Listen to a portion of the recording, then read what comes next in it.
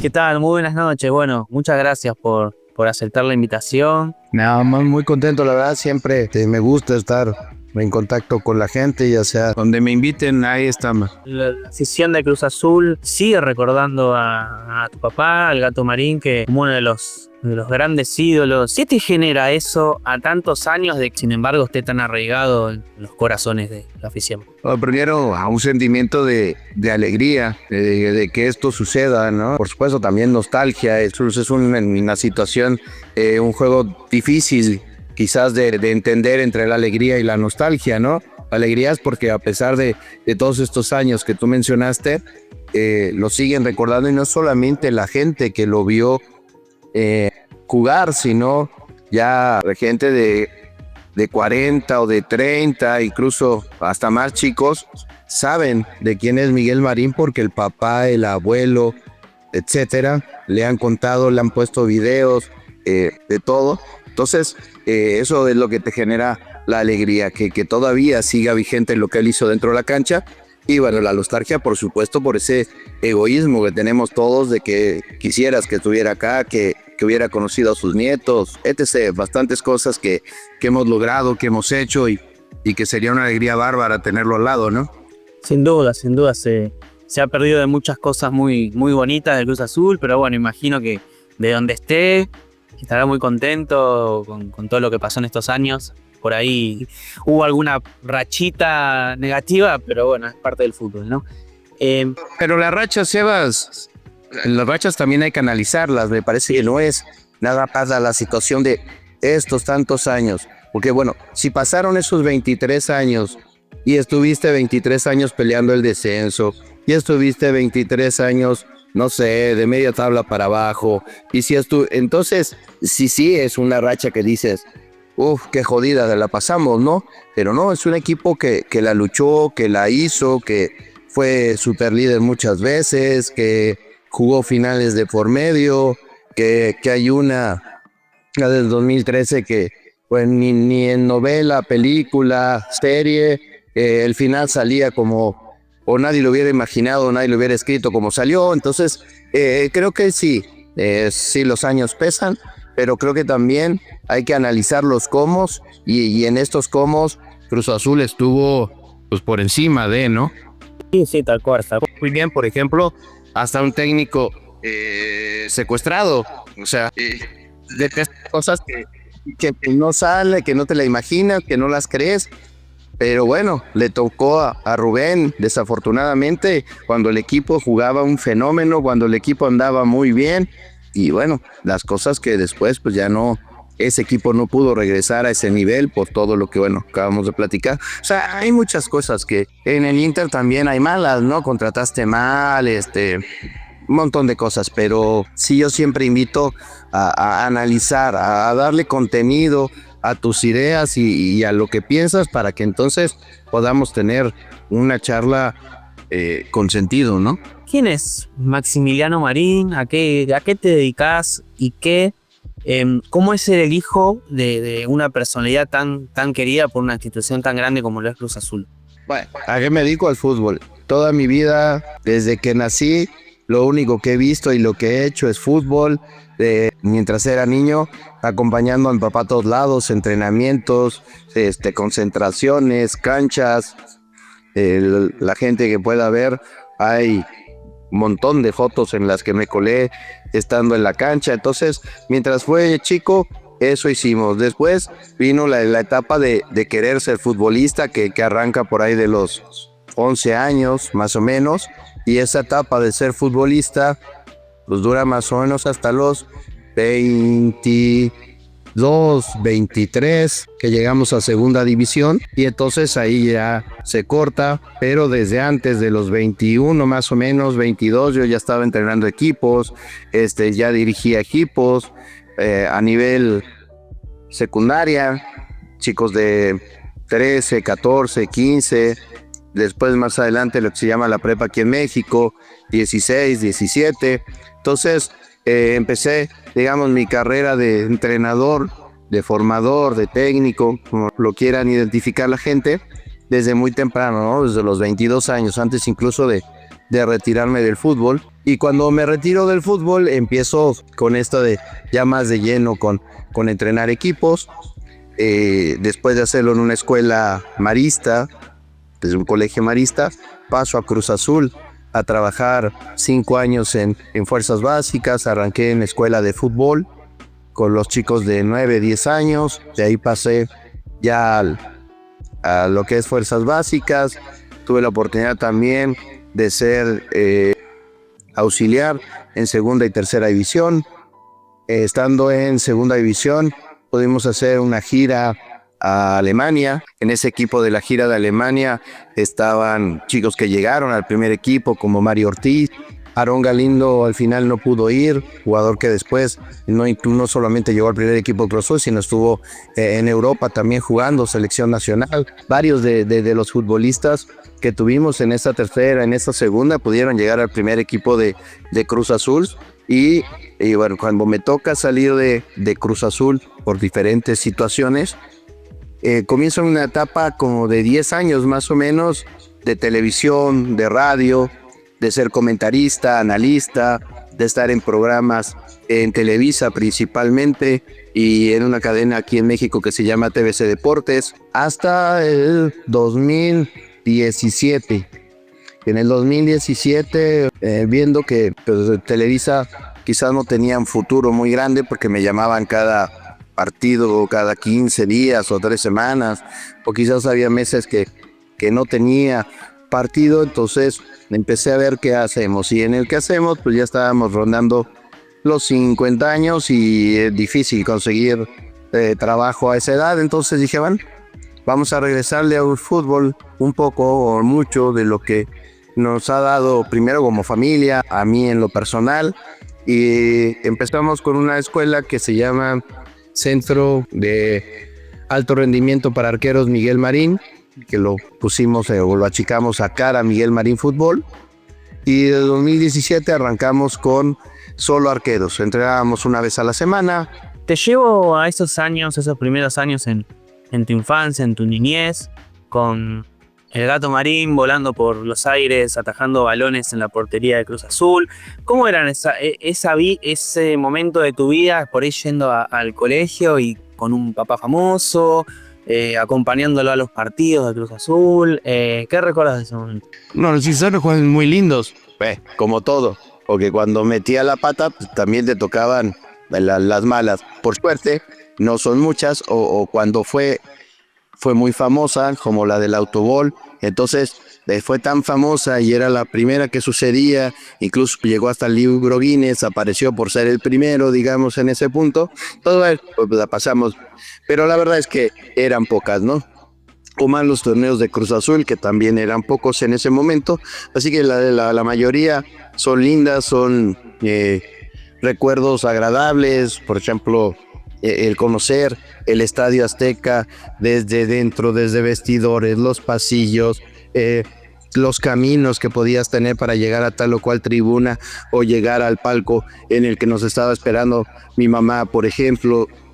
La verdad es que yo el recuerdo del Azteca lo tengo muy clarito y me encanta, ¿no? Después poder estar parado en la mitad de la cancha con un estadio vacío y que sientas que vibra, que sientes que se mueve, que gritan, que hay ruido.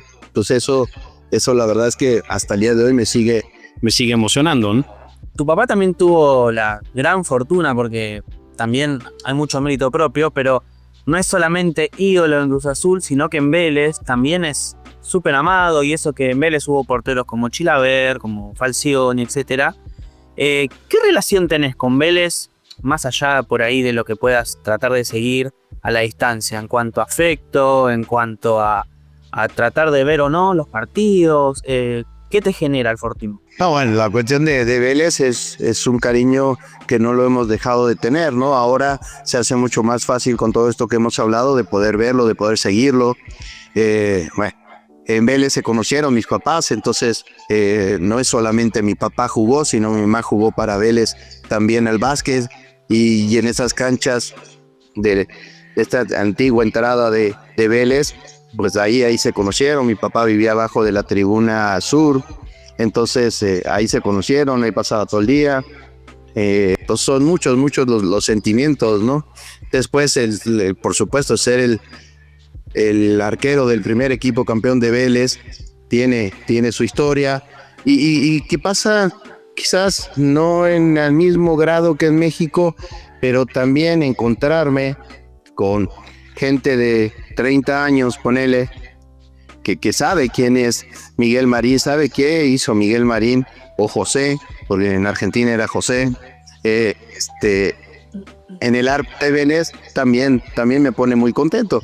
Y bueno, tal es así que hace un año más o menos, un hincha de Vélez, en este momento que no sabía ni qué pasaba, pues empezó a hacer una peña, le puso la peña Miguel Gato Marín, y bueno, ya al día de hoy es una peña oficial en el club, es una peña que ya tiene su gente, que tratamos de, por supuesto participamos ya desde hace 6 meses, un año, casi. Entonces, hasta ahí ha llegado, ¿no? Que la gente que ha tenido que salir de Argentina por alguna circunstancia, pues, tan es el recuerdo. Por supuesto, se juntan muchas cosas, que viniste a México, porque estás en Ciudad de México, porque en los alrededores de donde se fue dando todo para poner la sede, que es una parrilla, está a 10 cuadras el estadio donde Cruz Azul estuvo mucho tiempo, en la colonia Nápoles.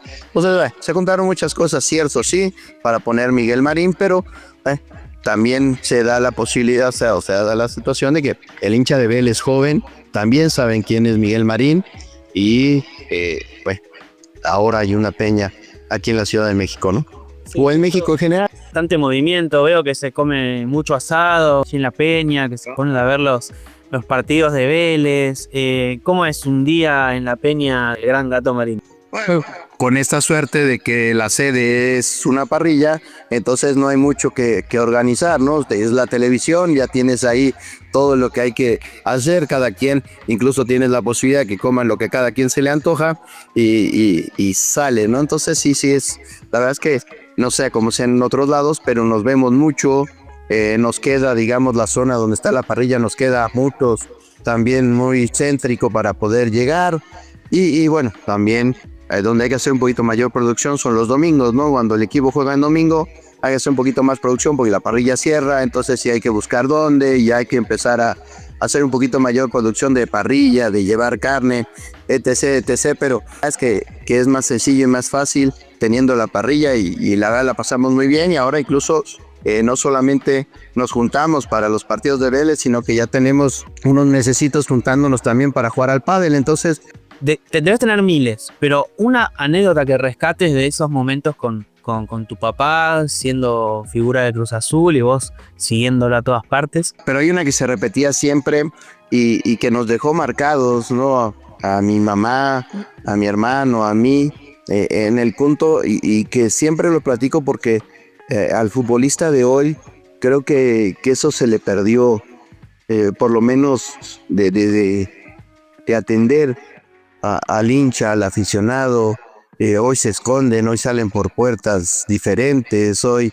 Entonces, en eso no, con todo lo bueno que ha traído al fútbol, la situación de las mejoras que se han hecho, la comida, de las mejoras que se han hecho para que físicamente te puedas desarrollar mejor, a todo eso, creo que se perdió esa parte, primero del amor a la camiseta, porque ahora juegas como en 25,000 equipos antes de retirarse, y antes quizás tenías uno solo o dos y pasaste una carrera de 30 años, ¿no? Entonces, de 20 años.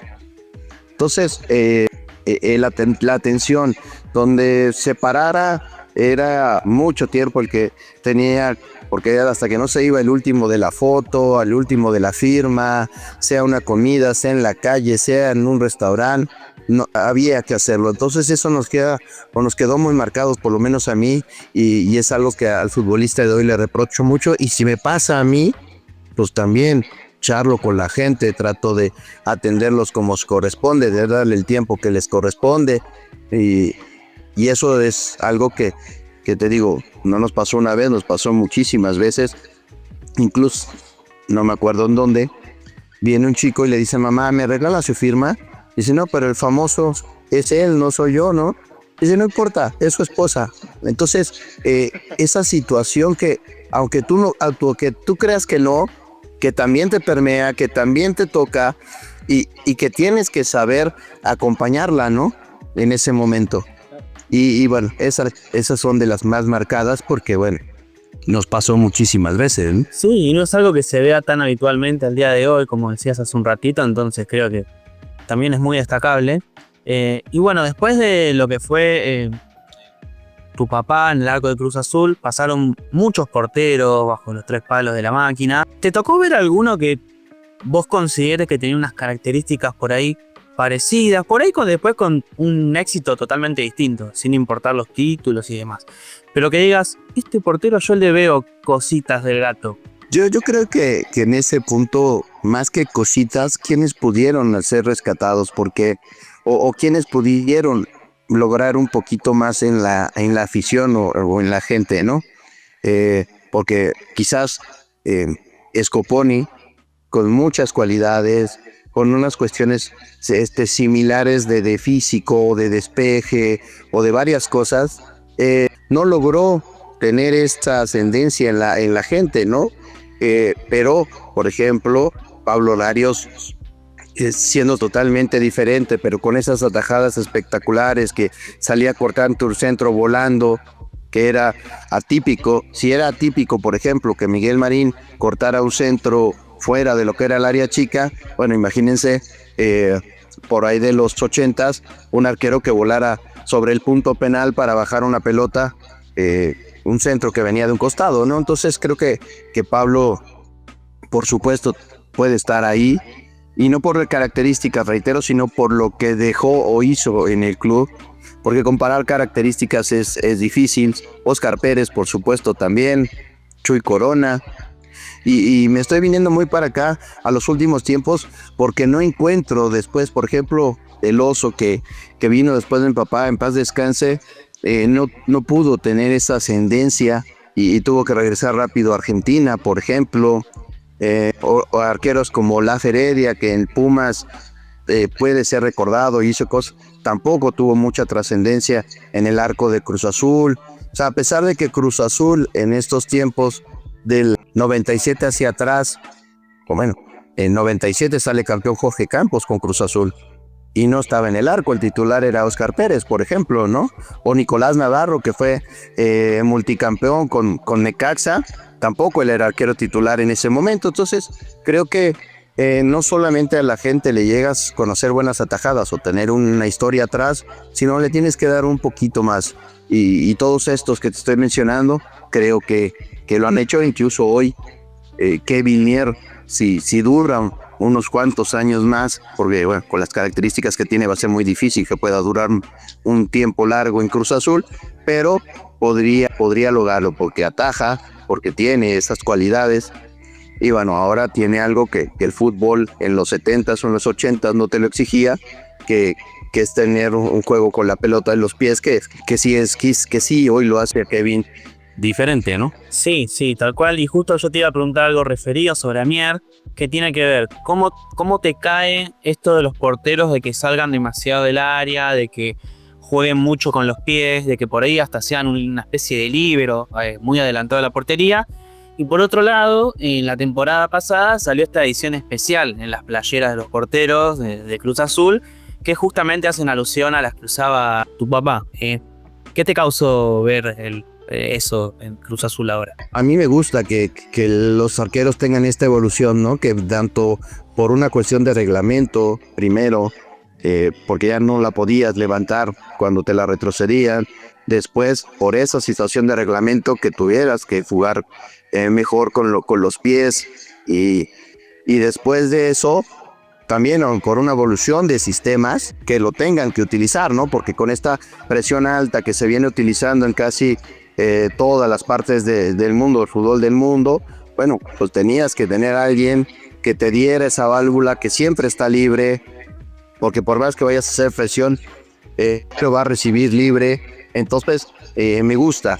La parte de la que yo he platicado con mucha gente es que quizás al salirte bien las cosas, le empiezas a exagerar, de hacer algo en las bases, de hacer algo lo justo, de hacer empiezas a hacer un poquito más, ¿no? Y entonces ahí no es que lo recrimines, porque si le vas a aplaudir las que hace, pues las que salen mal te las tienes que comer y tienes que seguir aplaudiendo, pero me parece que ahora ya estamos un poquito más allá en la exageración, tanto de distancia como de hacer jugadas con la pelota. Creo que mientras él se mantuvo en me la daban y tocaba al otro lado y le daba claridad, estaba sensacional.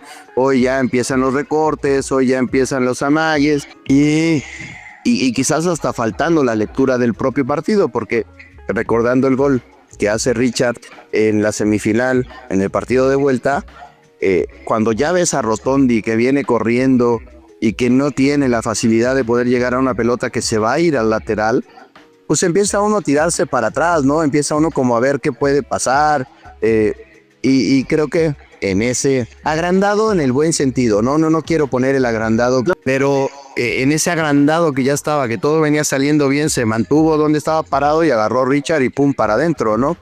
O las 2 o 3, estas son en este torneo donde también ha ido medio apretado tirando aunque el enganche o el taconazo. Entonces creo que siempre el fútbol te da la zona y el momento para hacer las cosas, y creo que cuando eres arquero no estás en esos momentos de hacer un firulete extra, ¿no? Sí, yo le llamo más exceso de confianza quizás, que bueno, por ahora, más allá del gol de Richard que mencionás, después ha tenido la suerte de salir bien, ya sea porque le cometen falta, porque lanza el balón lejos o lo que sea, pero bueno, es también una especie de showman, si se quiere. Que eso también viene a este cambio de técnico, porque creo que eso de saltar un poquito las líneas o de tirar una pelota cruzada como se da ahora desde los stoppers hacia los costados, incluso hasta los mismos laterales volantes, que puede ser Rivero, que puede ser Rotondi, no era algo que pasara con Anselmi, ¿no? Anselmi, él sigue así como prohibido tirar una pelota larga y tenemos que hacerlo y tenemos que lograrlo desde abajo. Ahora con Vicente creo que es algo bueno, porque aparte te haces impredecible, ¿no? Con Anselmi llegaba un momento que si podían todos correr en el mismo punto y presionar, podían llegar a que cometieras errores como pasó con Piovi y Dita, el partido de Xolos en la liguilla pasada allá en Tijuana, de los más recordados, porque te da también esa situación de que las cosas te vienen saliendo bien, el técnico te aprieta en que no la puedes tirar larga, y entonces los espacios se te van reduciendo porque los técnicos y los mismos futbolistas contrarios te van conociendo. Y ahora que Vicente implementó esta situación de que podemos de repente saltar líneas, porque a pesar de tratar de mantener la idea que me parece muy bueno de Vicente, porque no es romper con lo que te está saliendo bien, es de un técnico inteligente, seguir con lo que se hace bien, y en donde puedas mejorar o donde puedas meter tu fichita, pues dale, ¿no? Cuentan, por ejemplo, no la viví yo, pero cuentan una anécdota, y tu seguidor o hincha de Boca, que cuando llega a la Volpe, faltando, eran 10 jornadas, 15 fechas, no sé cuánto fue. Dijeron, Ricardo, las cosas van bien, manténlo así, y el próximo torneo haz lo que tú quieras, elige los jugadores que quieras para jugar como quieras, y parece que Ricardo pues no siguió mucho, dejó de mantenerlo así, metió las fichas que quiso, de la manera que quiso, y bueno, el final no lo recordaremos, pero esto viene a que Vicente creo que hace las cosas correctas, toma lo bueno del anterior, le pone algunas cositas. Por ejemplo, el partido de Querétaro se le criticó mucho, pero se apretó mucho, es un equipo Querétaro que no vino a jugar a nada, y después pues, sacó esa línea de 5, metió una línea de 4 atrás, dos referentes de ataque, o sea, fue cambiando y poniendo su idea, y creo que eso es bueno, así como también el saltar líneas que veníamos hablando. Entonces, creo que el mismo equipo estaba como un poquito de que todo no salía, pero creo que algo importante es recordarles que no hay que perder las bases, ¿no? Que siempre con las bases ahí, con hacer lo justo y lo necesario, creo que salimos, aunque, reitero, sí soy consciente de que el fútbol en algunas zonas y en algunos momentos te dice que hay que tirar un túnel, te dice que hay que hacer un enganche, te dice, pero no abusemos. Sí, tal cual, tal cual. Y te quería preguntar, hablando ya de Vicente y el presente de Cruz Azul, si coincidís, al igual que muchos aficionados, en que le cuesta cerrar sobre todo los segundos tiempos, pero cerrar los partidos. Por ejemplo, ese partido con Solos que ganaba 3-0 en el primer tiempo y casi en la última se lo empatan. Y hubo otros partidos que ganó apretados. De hecho, estos últimos dos ganando 1-0. ¿Crees que hay alguna falla ahí o es por ahí porque recién se está moldando el equipo y demás? Lo que creo más bien es que se nos olvida a los medios, se nos olvida al aficionado, porque el aficionado quiere ganar y quieren que todas sean por 5 goles, y más ahora que el plantel, porque el año pasado sí tenemos un buen plantel, pero es corto, tenemos 13, 14 jugadores, hoy el plantel creció en número, en calidad, los chicos que parecían que podían, también son una realidad, y también están apretando, y también, entonces... Pero se nos olvida que el equipo empezó a trabajar el 2 de enero y que con 8 fechas ya llevan más 12, con 10 partidos oficiales, el equipo hizo su pretemporada. Porque hoy, si des al 2, estamos en 25, tienen un mes y medio, más o menos, de arrancar el trabajo. Un número que en condiciones normales tendrías un mes previo a la competencia para entrenar. Y aquí a los 10 días de empezar a entrenar, tuviste tu primer partido oficial. Y entonces, por supuesto que el primer tiempo nadie lo nota porque estando frescos, todo el mundo corre, todo el mundo aprieta y todo el mundo está feliz. Pero cuando se te vienen los últimos 20 minutos, cuando no tienes un trabajo físico que te respalde, por supuesto que se les va a sentir. Yo he insistido mucho cuando la gente me dice, es que, bueno, no vamos más allá. Creo que, no sé si contra Querétaro o Santos, es la primera vez que Rubens Valenzuela, un gran preparador físico, puede salir al banco porque tampoco lo tenían en esta situación que me fui a Anselmi. También quedó un despelote, no solamente a quién ponemos, quién sigue que esto, sino quedó un despelote en el cuerpo técnico como tal. Apenas hace una semana ya se incorporó un entrenador de arqueros que viene de la selección uruguaya. O sea, están armando. Entonces, armamos el cuerpo técnico a la fecha 8 que estamos hoy, ya más o menos. Iniciamos a los 10 días con el primer partido oficial. Después, el calendario no te ha dado tregua para que Vicente trabaje con el equipo en cosas que él quiera o que él piense, ni le ha dado tampoco al preparador físico para hacerlo. Apenas quizás jugar el domingo y jugar el viernes le dio 4 días a Vicente de poder decir, y al preparador físico de poder decir, hoy quizás martes, digámoslo así, hagamos una doble sesión donde en la mañana se trabaje el aspecto físico porque nos falta esto, nos falta aquello, y en la tarde venimos a hacer, no sé, algo de fútbol, algo táctico, movimientos, recorridos. Estoy hablando a la idea de Max Marín, pero hoy apenas, y hablamos de 3 días, martes, miércoles, jueves, porque ya el jueves tienes que estar viajando a... ¿Dónde es el viernes? Ay, se me fue. Mazatlán. Bueno, pero es el viernes. Entonces tienes que estar viajando, entonces tienes 3 días apenas que ha tenido de tranquilidad para decir, bueno, dale, vamos.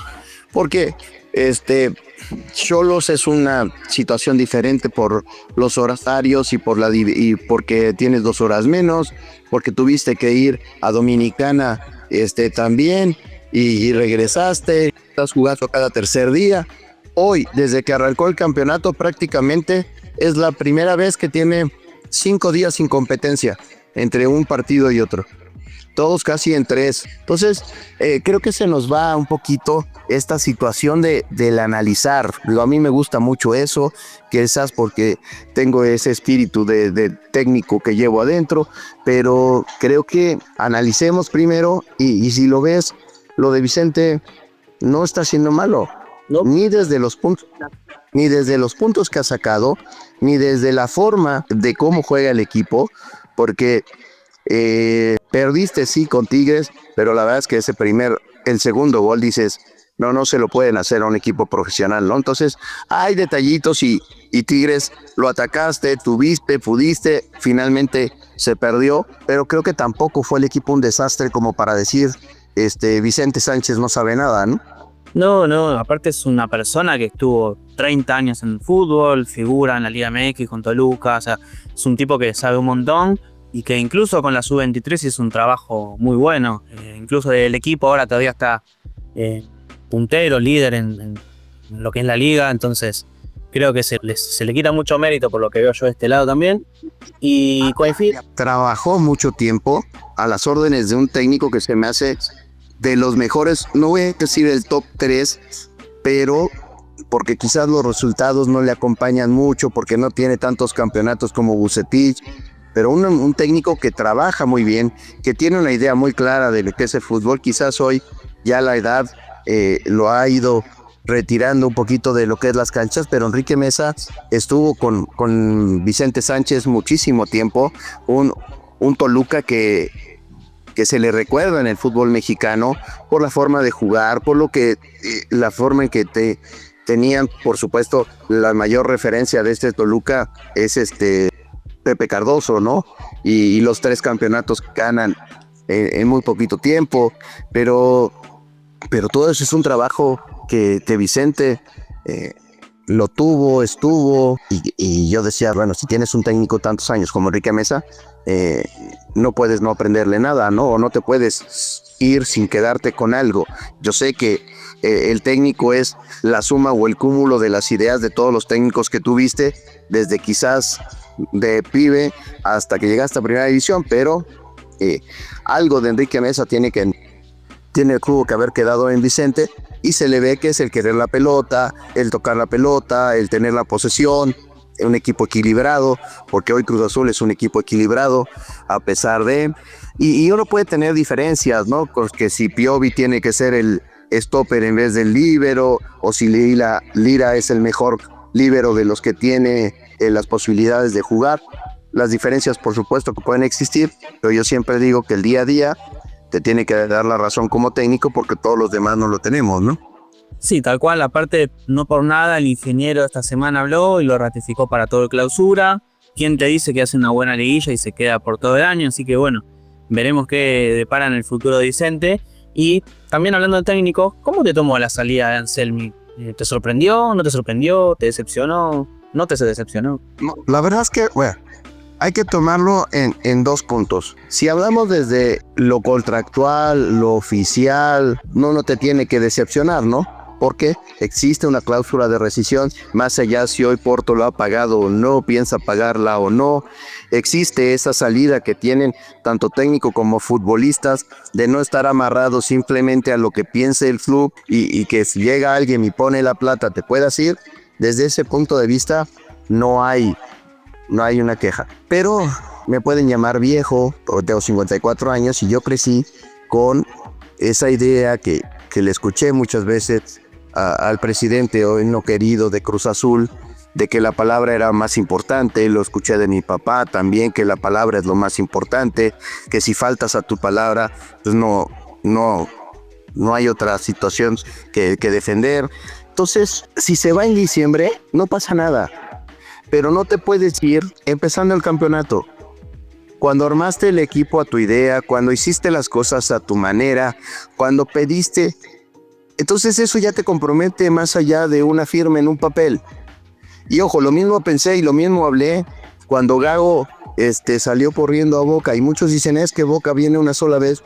Pues sí, pero como palabra, pues ya no tienes mucha, porque el club que quiera contratar a Gago, ahora ¿qué va a pensar? Ya no sé si va a salir de Boca o no, eso no, pero ¿qué te queda? Que en cualquier momento se te puede ir. Y ojo que con Cruz Azul ya venía Anselmi en un antecedente, no así, pero tampoco la salida de Independiente del Valle fue como tan clara, que parecía que sí se había sido el contrato, pero no se le había vencido, pero se tuvo que quedar hasta el final cuando ya había firmado con Cruz Azul. O sea, no hubo una cosa tan así, pero que ya mandaba entrenamientos a Cruz Azul mientras Independiente del Valle terminaba el campeonato en Colombia. Entonces te queda un poquito marcado para el siguiente equipo o el siguiente directivo que quiera pensar en ti. Vaya, hoy la realidad es que tampoco le dice a Anselmi que tomó una buena decisión, ¿no? Dale, Max. Bueno, muchísimas gracias por esta charla y bueno, muy buenas noches, ¿eh? Dale, un abrazo. Chau, chau.